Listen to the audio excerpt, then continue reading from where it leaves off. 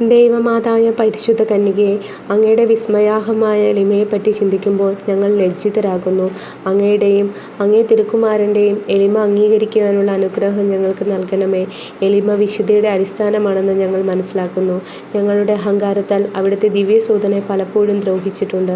അങ്ങയെ സ്നേഹിക്കുന്നതിന് ഞങ്ങൾ വിമുഖരായിരുന്നു. അവയ്ക്കെല്ലാം പരിഹാരം അർപ്പിച്ച് വിശ്വസ്തതാപൂർവം ഈശോയെയും ദൈവമാതാവായ അങ്ങയെയും സ്നേഹിച്ച് സേവിച്ചു കൊള്ളാമെന്ന് ഞങ്ങൾ പ്രതിജ്ഞ ചെയ്യുന്നു.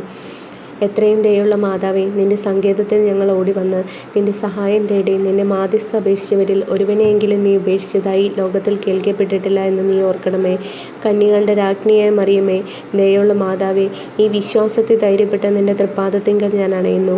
നെടുവീർപ്പിട്ട് കണ്ണുനീർ ചീന്തി പാപിയായ ഞാൻ നിന്റെ ദയാധിക്യത്തെ കാത്തുകൊണ്ട് നിന്റെ തിരുസന്നിധിയിൽ നിൽക്കുന്നു. അവതരിച്ച വചനത്തിൽ മാതാവേ, എൻ്റെ അപേക്ഷ ഉപേക്ഷിക്കാതെ ദയാപൂർവം കേട്ടരുളണമേ. ആമേൻ.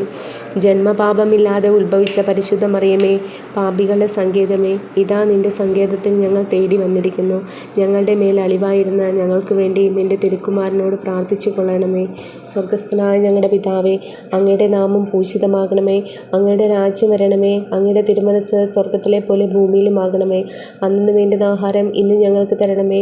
ഞങ്ങളോട് തെറ്റ് ചെയ്യുന്നവരോട് ഞങ്ങൾ ക്ഷമിക്കുന്ന പോലെ ഞങ്ങളുടെ തെറ്റുകളും ഞങ്ങളോട് ക്ഷമിക്കണമേ. ഞങ്ങളെ പ്രലോഭനത്തിൽ ഉൾപ്പെടുത്തരുതേ, തിന്മയിൽ നിന്ന് ഞങ്ങളെ രക്ഷിക്കണമേ. നന്മ നിറഞ്ഞ മറിയമേ, സ്വസ്തി, കർത്താവ് അങ്ങയുടെ കൂടെ സ്ത്രീകളിൽ അങ്ങ് അനുഗ്രഹിക്കപ്പെട്ടവളാകുന്നു. അങ്ങയുടെ ഉദരത്തിൻ ഫലമായി ഈശോ അനുഗ്രഹിക്കപ്പെട്ടവനാകുന്നു.